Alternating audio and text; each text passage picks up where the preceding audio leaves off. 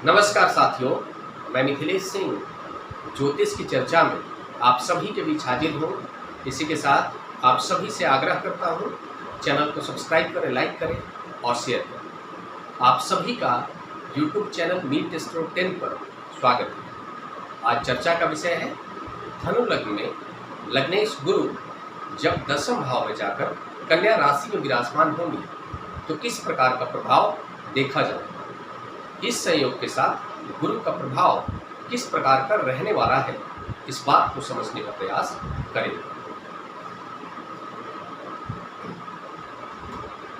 बात हो रही है धनु लग्न।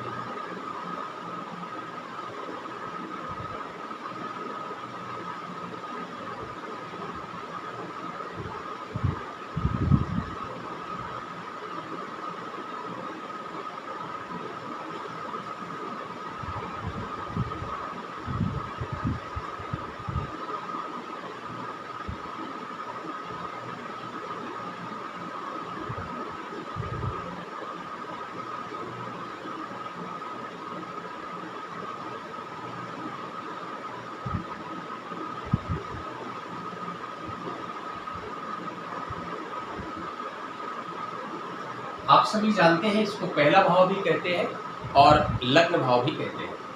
बात अगर धनु लग्न की हो रही है, इसका मतलब है इस भाव में 9 नंबर लिखा है।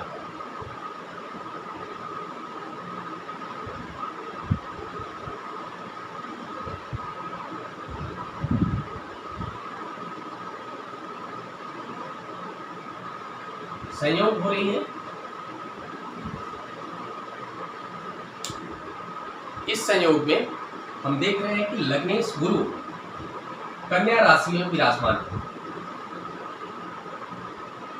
यहां पर जब लग्नेश गुरु विराजमान होंगे तो किस प्रकार का प्रभाव होगा, आप सभी जानते हैं। धनु लग्न के चार्ट में गुरु लग्नेश के साथ साथ सुख भाव के भी स्वामी ग्रह होते हैं। चतुर्थ भाव को सुख भाव भी कहते हैं। 12 नंबर राशि बन रही है, इसलिए चतुर्थेश एवं लग्नेश दोनों है गुरु और कर्म भाव में विराजमान है।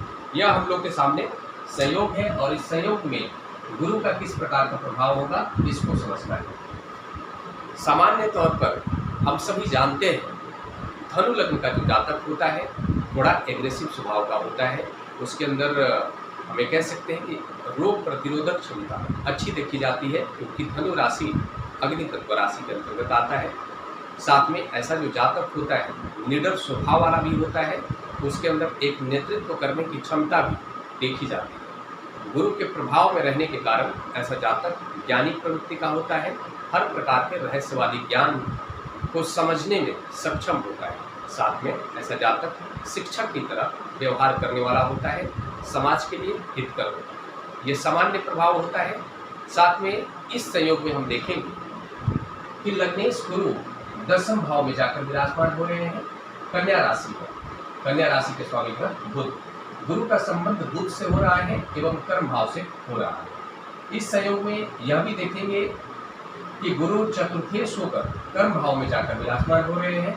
और साथ में आप सभी यह भी जानते हैं कि गुरु की 3 दृष्टियां भी होती हैं। गुरु जब यहाँ विराजमान होंगे तो पहली दृष्टि दूसरे भाव पर होगी, जिसको हम लोग धन भाव भी कहते हैं। पहला, दूसरा, तीसरा, चौथा एवं 5वां।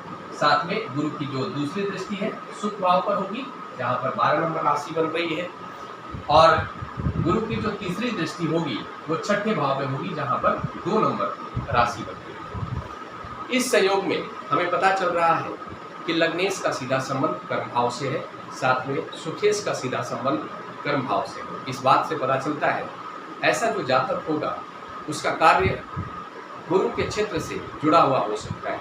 ऐसा जातक गुरु से संबंधित जो क्षेत्र है उस क्षेत्र में कार्य कर सकता है। जातक शिक्षक के तौर पर कार्य कर सकता है, आचार्य के तौर पर कार्य कर सकता है, कोई धर्म उपदेशक बनकर कार्य कर सकता है, कोई फिलॉसफर भी होकर जातक कार्य कर सकता है।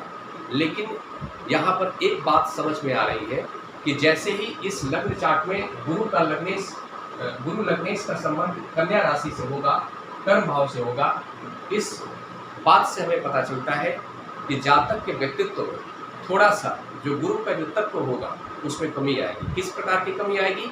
कमी इस प्रकार की आएगी कि जो गुरु के प्रभाव में जब व्यक्ति पूर्ण रूप से होता है, सकारात्मक रूप से गुरु जब प्लेस्ड होते हैं लग्न चार्ट में, तो ऐसा जो जातक होता है बहुत ही नैतिक होता है, थोड़ा सा अपना खोकर समाज के हित में कार्य करने वाला होता है। लेकिन जब गुरु का संबंध कन्या राशि में होगा, कन्या राशि से होगा, बुध से होगा, तो ऐसे कंडीशन में यहाँ पर पता चल रहा है कि जातक चाहे जो भी कार्य करेगा उसका जो मूल उद्देश्य होगा धर्म का उपदेश करते हुए, या जो भी कार्य करे धर्म से जुड़ा हुआ ही कार्य करेगा, लेकिन उसका जो मूल उद्देश्य होगा धन प्राप्त करना होगा। और इसमें कोई बुराई भी नहीं है, लेकिन कुल मिलाकर के मूल उद्देश्य उसका ये रहेगा। साथ में हम यह भी कहेंगे कि यहाँ पर यह पता चल रहा है कि ऐसा जो जातक है बहुत हद तक धार्मिक प्रवृत्ति का भी हो जाता है। ऐसा जातक तमाम तरीके के धार्मिक क्षेत्रों में आगे आकर अपनी भागीदारी देने वाला होता है। अगर कहीं पर भी समाज में कोई धर्म से जुड़ा हुआ कार्य होता है तो वहाँ पर वो आगे आकर भागीदारी देता है, साथ में दान देना, इस तरह के उसके जो है कि कार्य देखे जाएंगे, वो ऐसा करने वाला होता है जातक। साथ में हम यह भी देखेंगे कि गुरु जब यहाँ विराजमान होंगे तो इनकी जो दृष्टि होगी दूसरे भाव पर होगी, जहाँ पर मकर राशि बन गई। मकर राशि में गुरु का दृष्टि होना यह बताता है कि जातक के जो परिवार के सदस्य होंगे उनकी संख्या अच्छी खासी होगी, साथ में जातक की जो वाणी होगी वो भी अच्छी हो जाएगी। जातक की जो वाणी होगी फिलोसफर टाइप की उसकी जो वाणी होगी उस प्रकार की हो जाएगी।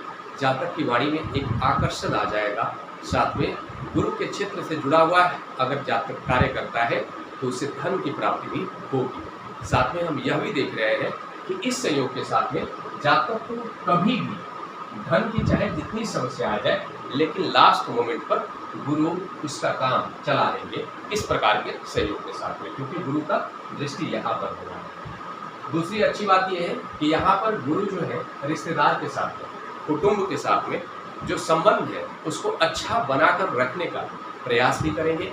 और एक और बात है कि ऐसा जो जातक होगा उसके लिए जो कुटुंब होंगे वो भी कहीं ना कहीं उसके लिए लाभकारी है। इस लग्न चार्ट में हम देख रहे हैं कि गुरु की जो दूसरी दृष्टि है सुख भाव पर होगी। सुख भाव यानी जनता का भाव, सुख से जुड़े हुए जितने भी चीज़ें होती है सब चतुर्थ भाव से ही देखा जाता है। और लग्नेश का संबंध जब चतुर्थ भाव से होता है, साथ में लग्नेश गुरु है, तो इस बात से पता चलता है कि जातक गुरु से जुड़े हुए जो क्षेत्र है उसी क्षेत्र से जुड़कर अपने जीवन से संबंधित जो भी उसकी सुख की कामना है उसको प्राप्त करेगा, और हर प्रकार के सुख को प्राप्त करने वाला जातक होगा। हर प्रकार का जो सुख होगा वो उसे प्राप्त होगा, जैसे बड़े गाड़ी का शौक, बड़े बंगले बनवाने का शौक, इस प्रकार की हर कामना उसकी पूर्ण होंगी। और साथ में इस प्रकार के जो जातक होंगे उनका जो प्रभाव होगा जनता पर वो भी बड़ा ही प्रभावी रहेगा। जातक जो भी बात बोलेगा जनता उसकी बात पर विश्वास कर लेगी, उसकी बात को मानेगी। इस सहयोग के साथ हमें यह भी पता चल रहा है। अब देखते हैं हम कि गुरु का संबंध छठे भाव से भी हो रहा है। गुरु जब यहाँ विराजमान होंगे तो गुरु की दृष्टि छठे भाव में, जहाँ पर वृषभ राशि बन रही है, और वृषभ राशि के स्वामी ग्रह शुक्र के साथ भी इनडायरेक्टली संबंध है गुरु का, और छठे भाव से संबंध होना इस बात से पता चलता है कि ऐसा जो जातक होगा उसका संबंध कहीं ना कहीं कर्ज से भी रह सकता है। ऐसे जातक का हिडन जो है दुश्मन हो सकते हैं। जातक खुद प्रतियोगिता के भाव को रखने वाला हो सकता है। लेकिन एक और बात है कि यहाँ पर जो भी नकारात्मक चीज़ें बताई गई है, फाइनली उसको प्रोटेक्ट करने के लिए गुरु ही आगे आएंगे। गुरु ही जातक को हर प्रकार के नकारात्मक स्थिति से प्रोटेक्ट करेंगे। जैसे गुरु से जुड़ा हुआ यहाँ पर जो है कि यह भी देखने को मिल रहा है कि जातक को स्वास्थ्य संबंधित परेशानी आ सकती है, जैसे खासकर पेट से संबंधित जो डाइजेशन से संबंधित जो समस्याएं होती है वो जातक को देखने को मिल सकता है। फाइनली गुरु ही उस परेशानी से बाहर निकालने में अपनी भूमिका भी निभाएंगे, मतलब परेशानी देंगे भी और उसको बाहर निकालने में भी वही फिर आगे आकर अपना योगदान भी देंगे। इस तरह के सहयोग के साथ में हम यह भी देखेंगे कि गुरु का जो है कि यहाँ पर दृष्टि प्रभाव यह बताता है कि ऐसे जातक के चाहे कितने भी हिडन दुश्मन हो, लेकिन जातक के सामने आकर किसी की हिम्मत नहीं होगी कि वो आगे आकर बोले, मतलब सामने आने पर जातक के सभी शांत हो जाएंगे। हम ये कह सकते हैं कि उसका ओरा इस प्रकार का होगा जातक का कि सभी चाहे कितना भी मन में उसके बारे में बुरा सोचते हो, लेकिन जैसे ही वो सामने दिखेगा सभी शांत हो जाएंगे। हिडन में चाहे मन में किसी प्रकार के नकारात्मक भाव उसके लिए रखते हो। इस संयोग के साथ हम कहेंगे कि जातक अपने सुख को प्राप्त करने के लिए भी कर्ज ले सकता है। ये भी आप देख लीजिए, अपने सुख को प्राप्त करने के लिए जातक कर्ज ले सकता है। कर्ज का संबंध जातक का हो सकता है क्योंकि छठे भाव का संबंध लग्न भाव से हो रहा है, लग्नेश का संबंध छठे भाव से हो रहा है। लेकिन अच्छी बात यह है कि चूंकि लग्नेश गुरु है और गुरु लग्नेश होकर जब छठे भाव से संबंध बना रहे हैं दृष्टि प्रभाव के तौर पर, तो हम ये कहेंगे कि ऐसा जातक चाहे कर्ज ले लेगा लेकिन उस कर्ज को उतारने में वो सफल रहेगा। हम ये कह सकते हैं कि गुरु की अहम भूमिका रहेगी उस कर्ज को उतरवाना। तो इस प्रकार के संयोग देखे जाएंगे। इस संयोग के साथ में गुरु का जो प्रभाव होगा इस प्रकार का देखने को जातक को मिलने वाला है। और एक और बात है कि जो भी प्रभाव बताया गया है इन सभी प्रभाव में बदलाव देखा जा सकता है, कमी भी देखा जा सकता है और जो बताया गया है उसमें बढ़ोतरी भी देखा जा सकता है। लेकिन वो डिपेंड करेगा कि किस प्रकार के सभी ग्रहों का प्लेसमेंट पूरे लग्न चार्ट में है, सभी ग्रह किस भाव में जाकर विराजमान है, किस भाव के स्वामी ग्रह के साथ विराजमान है, किस भाव के स्वामी ग्रह से दृष्ट हो रहे हैं, कितने डिग्री पर है, किस नक्षत्र में है, गुरु भी खुद किस डिग्री पर है और किस नक्षत्र में है। यह सब कुछ देखना होगा, उसके बाद ही पूरा प्रभाव समझ में आएगा। ये सामान्य प्रभाव के तौर पर आप सभी के बीच बताया गया है। इसी के साथ अगले विषय पर चर्चा के लिए आप सभी के बीच मिलूंगा। तब तक के लिए मेरा नमस्कार।